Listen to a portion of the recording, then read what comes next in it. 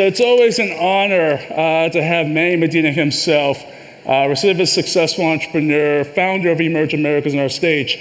And when Manny founded Emerge, there are so many reasons he did so, but one of the reasons was to bring the various components of a top-notch ecosystem together. And I think we can all agree that a top education institution is part of that. We have Palo Alto. I think Stanford could take a little bit of credit for that. We have UT's influence on Austin, MIT, Harvard on Boston, et cetera. A top education institution, churning out talent, tech transfer, et cetera, is absolutely critical. And so we're blessed today to have one of our own leading educational institutions that happens to be Manny Medina's alma mater, Florida Atlantic University, and their new president, the 8th president of FAU, Adam Hasner. Welcome, Adam. Thank you. It's great to be back. Happy to have you. So this is meant to be a very casual conversation, but a very important topic. You know, the final prong in the ecosystem is the role that great institutions such as yourself are going to play in building this ecosystem, both from a talent point of view, a technology point of view, et cetera. And so let's have a conversation there. First off, I want to start with the personal and the emotional, and then we'll go to the strategic. Adam, let's start with you. I had your bio here, and I thought, you know what, it is so impressive. You're Speaker of the House, tons of legislative accomplishments, executive positions in companies ranging from insurance, healthcare, but it's better to hear it from you directly. Give the audience a little flavor. This is your coming out. Give the audience a little bit of flavor of your background, because it's going to tie into your vision for FAU as well. Sure. Well, again, to be back down at Emerge, I was here 10 years ago when Ray Kurzweil was on the stage, and never realized that I would have the opportunity to sit with the visionary of Emerge. And so it's great to be with you all. But I did have the benefit and the honor of serving in the Florida legislature from 2002 to 2010, and I'm from Boca Raton. I grew up in Palm Beach County, and I was a champion at the time for Florida Atlantic University, and being the one who helped secure the funding for our College of Medicine, for our engineering school, for our simulation center, and then even after also for our ocean energy program right up the street in Broward County, where we're harnessing the Gulf Stream for energy. And then after serving in the legislature, I served on the College of Business Advisory Board for our dean. And it was through all of those experiences that I realized I still had a passion for public service. And so being selected the 8th president of Florida Atlantic University, now I get to come back and help to create our vision for the future. And this is a really exciting time for Florida Atlantic University. And as one of our most famous alum understands this, we are now joining 5 other Florida state universities as an R1 research institution. And that's something that a lot of people would have never thought about Florida Atlantic historically. And there's 8 universities in Florida that are R1 research institutions, and it is critically important, like you talked about with Stanford and University of Texas. But we now have this ecosystem of higher education to create the talent, to create the innovation, and partner with industry that ultimately creates what we have down here. And I would say, unfortunately, it took a global pandemic for everyone to realize what you already knew, and what many of us in this room already knew, is that South Florida is an ideal place for innovation and for technology and for the capital investments.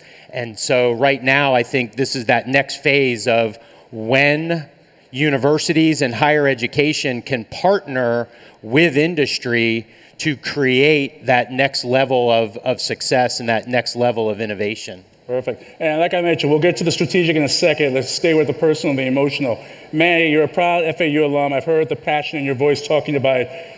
Talk a little bit about how FAU prepared you for the amazing journey you've had, but also let's go to the macro.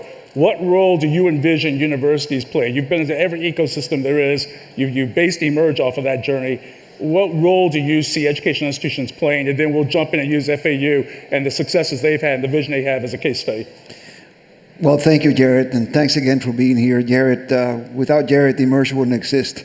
Literally, this Emerge was founded in the conference room of Greenberg Traurig overlooking downtown Miami. So basically, thank you, Jaret. It was a true really honor. couldn't do it. And I also just want to say how proud I am that Adam Hasner has decided to go back into public service life and to lead my alma mater, because it's really critically important. It's all about leadership. And, over the last few years, for a number of reasons that have no importance right this second, I was a little pained because FAU was didn't have a direction. I don't mean as a university, because my friend Dan Groper, the business dean, he knows that I admire and everything that he's done. But I think when you have an institution like FAU, you need the leadership, and it starts right here. And one of the things that Adam, as we were talking right now, is, he's in this for the long run. He's not here because he was looking for a place to hang out while he does something else. That's really comforting to me individually, and I think it should be to everybody that actually has anything to do with Florida Atlantic University. So, follow up by saying, I owe being here today to two institutions in this order. First, to Miami-Dade College. I've said this a million times, basically. And second, to Florida Atlantic University. My life changed at one point. Wasn't, thank God to my mother that she still gives me a hard time. I ended up going to Miami-Dade College. That changed my life, and I ended up going to FAU. And that reaffirmed everything that I had learned in Miami-Dade College. So FAU for me was fundamental. Basically, I had matured. FAU was a small school at the time, and it was very camaraderie. I lived on campus. I literally lived on the dorms. The professors became friends, literally friends. And so it wasn't just about the education. And that's really what happens in every institution. The education is important to learn how to do things. Technically it's important, but it's even more important to learn how to learn.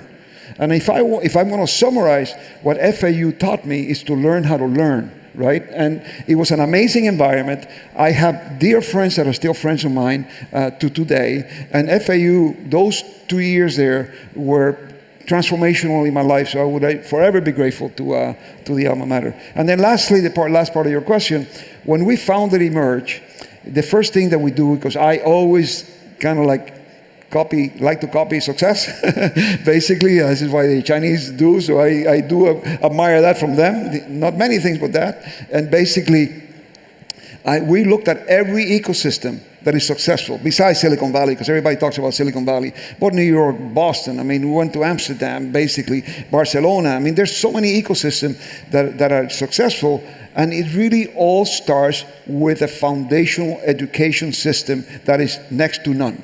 That is the foundation. You got to produce the talent, and then you also got to produce the research, because the innovation really starts over here, but it's also there. So the first calls that we made were to our dear universities to say, hey, and obviously they all joined in. So it's a fundamental part where everything stems from. Of course, then you need to have the folks to employ, people to finance it. You got the whole ecosystem. But the ecosystem starts with the education, right, basically. And this is why we are so proud, Adam, to have you leading FAU today. That's right. So let's go to FAU, what they're doing, what they will do. And Adam, as you know better than anyone, there's this whole debate in academia right now as to how can we make universities more relevant. We know that they're critical to an ecosystem, but sometimes they can be too academic, et cetera. FAU, I would say, is on the other side of that. It's practical, relevant, et cetera. Talk about some of the programs that FAU has where it's training its students, and as part of the answer, how are you being responsive to the private sector?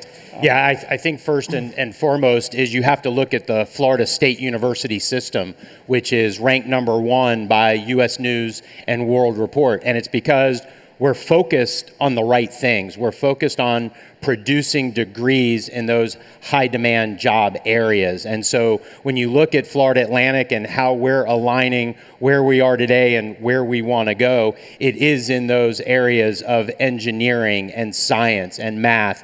And so in our booth today, you saw our College of Engineering, which is the fastest rising engineering program in the entire country.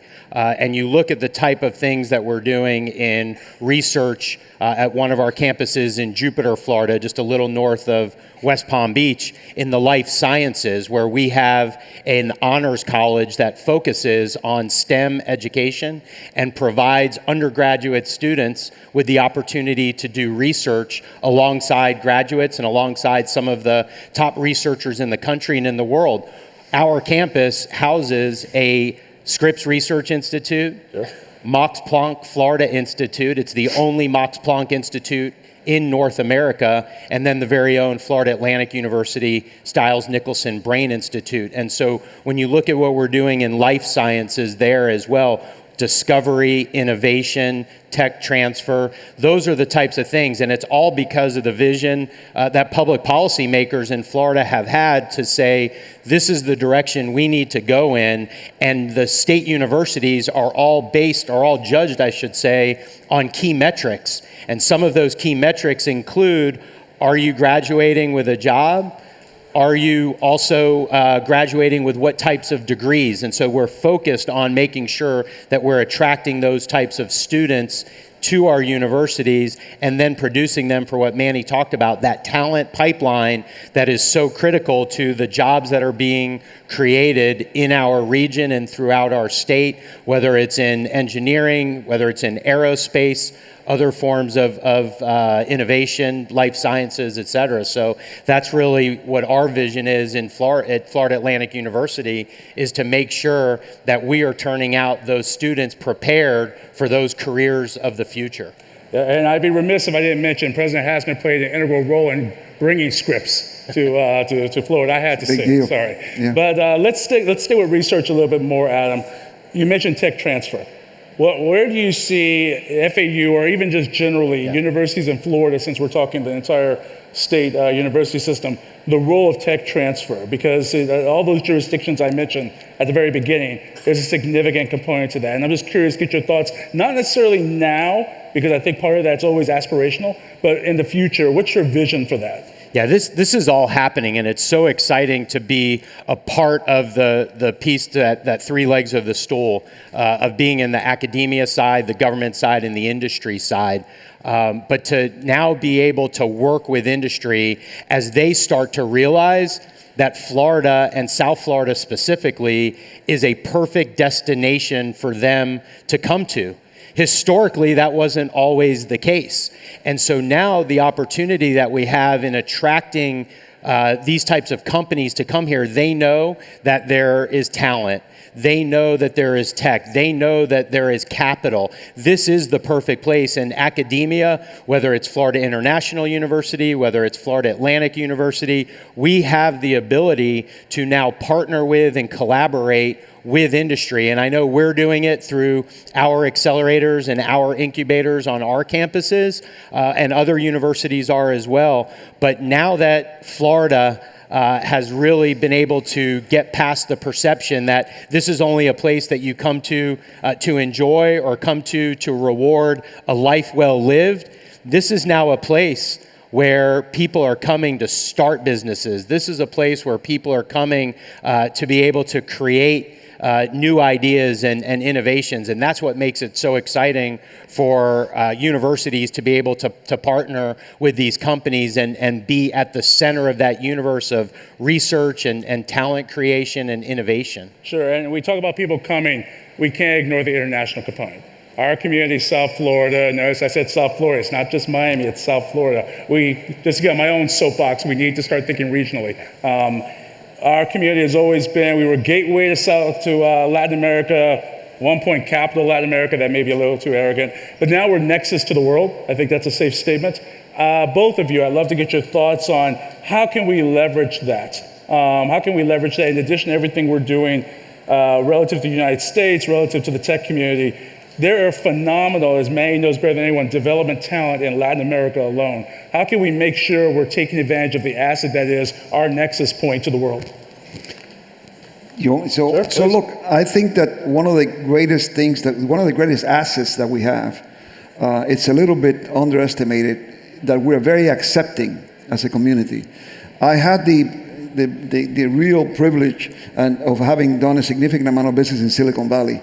We actually built a number of data centers in Santa Clara, in San Jose. We literally, believe it or not, built the data center where Facebook was founded. It's in the book, in the movie itself.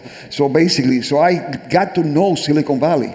Silicon Valley is great, but let me tell you something. It is extremely difficult for you to break through if you're a certain ethnic, and this is, I'm saying, people don't like it when I say this, it's really tough in Silicon Valley. And basically, it's a cliquish community. It's very difficult to break in. In Miami, people don't care. They don't care. They really don't care how bad your accent is. They really don't care where you're coming from. We're very accepting. And for those entrepreneurs that are out there, coming from all over the world, having experienced the difficulty of breaking into Silicon Valley, it is night and day breaking here. So I think the one thing, and they go out of here as ambassadors. They go out of here saying, I cannot believe how well I was treated. This is why I encourage all of you just to come and say hello, etc., because they're all obviously anxious. They are founders. They put their whole lives at stake. The 100 out there have been selecting for, just to give you an idea, from 1,300 applicants that wanted to be there. So the point that I'm making is our acceptance, our open community, the fact that we are the way that we are is one of our greatest assets. And we should continue to exploit that in the good sense of the word. I think that deserves a round of applause. Come on. Thank you. Adam, what are your thoughts in terms of us as the nexus point for the world now? How can we leverage that in connection with also building this tech ecosystem? Well, yeah, it has become that. And I think we can capitalize on it both from a business perspective and an academic perspective, whether it's recruiting students and researchers to our universities from that part of the world. I think that will make us only stronger and be able to give us the opportunity to take our talent pipelines throughout South America and other places as well. So I think it's very reciprocal in that perspective. But I think Manny's right.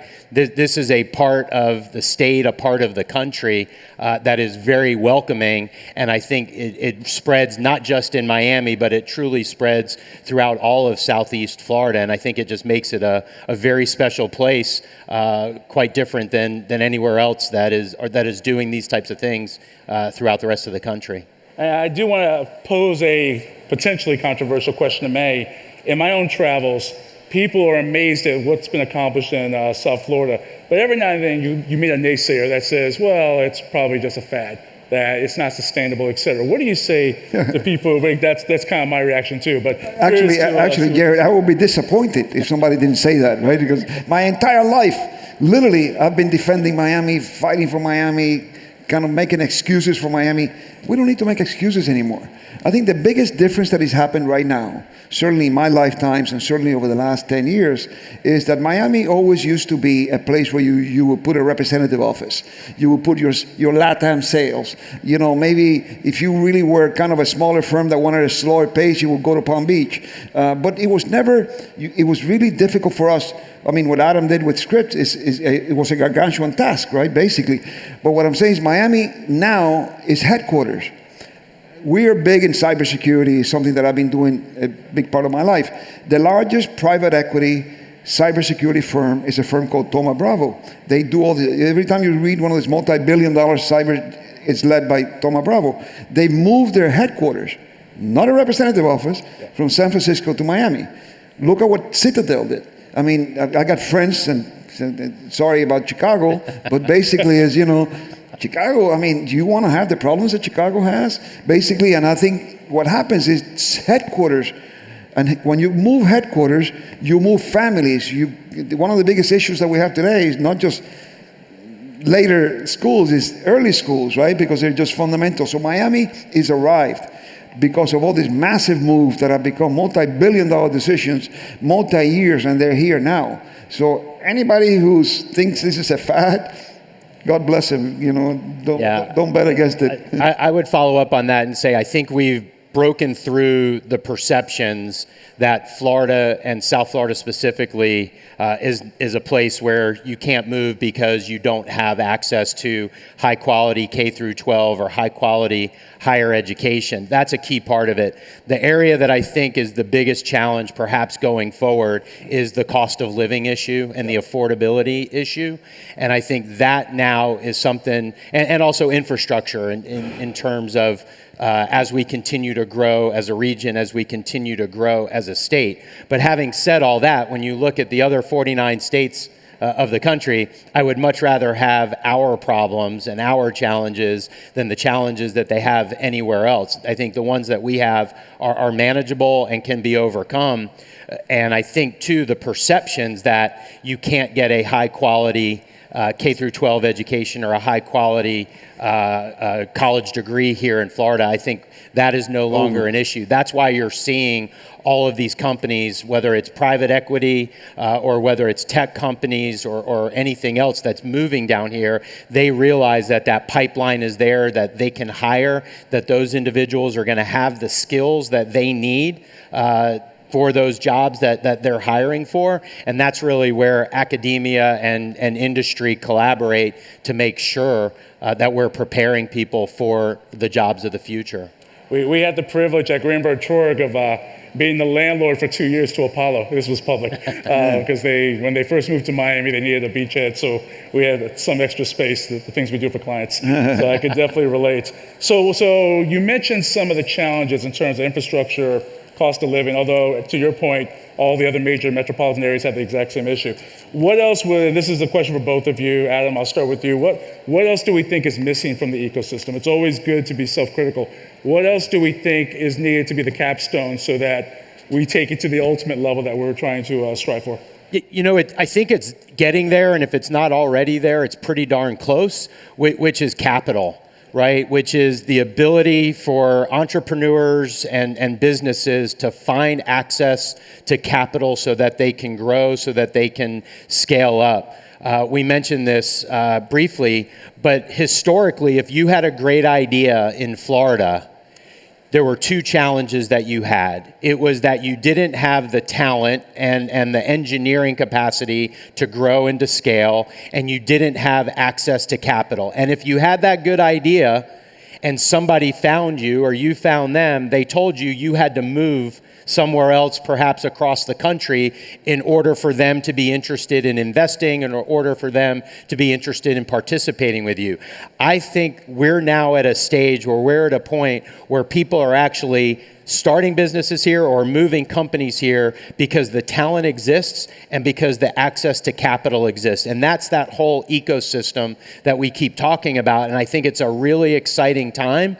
And I think as more builds upon more, I think this is going to continue. This is definitely, as you said earlier, this is definitely not a fad. This isn't a trend. We are here to stay, and I think that the talent will continue to be here. The universities will continue to be a great launching pad for that talent, and I think industry is going to be able to thrive here because of it. I agree with Adam 100% about the capital. I was very encouraged when I heard that our governor wants to establish a Florida fund, if you will, that basically to help with capital. I think every city, so what happens here over the last 2-3 years, capital for venture has dried up. It's been reduced significantly. Valuations have come down. I'm telling you the ROI, if you launch just a $10 million fund and you do $50,000, $100,000 investments and you do it, the ROI for the city or the state will be huge. And just to further, which is right on the money on this, no pun intended, it basically is, it will just be enormous. The more that because sometimes when you're starting out, that is the number one issue, right? Basically, is how do you get funded? And you spend so much time and effort, it's such a grinding effort that you eventually get fed up and don't do it. So I think having that ecosystem being fueled more with public dollars that are not spent, that are basically you're going to get an ROI back, will be a great way for us to continue to fuel the ecosystem. Perfect. Well, I see we have 60 seconds left, so we're going to do another jump ball question. Both of you, keep it pithy. What's next? What's the next thing you see for our ecosystem? This is the time for predictions, bold predictions, etc. Where do you see our ecosystem going? What's the next big thing? I'll start with Manny on that one, then we go to Adam, and then we'll wrap up. Look, I started in technology in the late 90s, and I started with the internet, and I lived all the changes that the internet lived. And in my wildest dreams, I never expected that the internet would have the effect that it has. What is happening today, just if you go out to that floor and spend a little bit of time, what is happening today with the AI and quantum literally dwarfs what was happening in the internet. There's not an industry, there's nothing in your life that is not going to be affected by artificial intelligence and quantum. Now, this is not tomorrow, it's happening right now.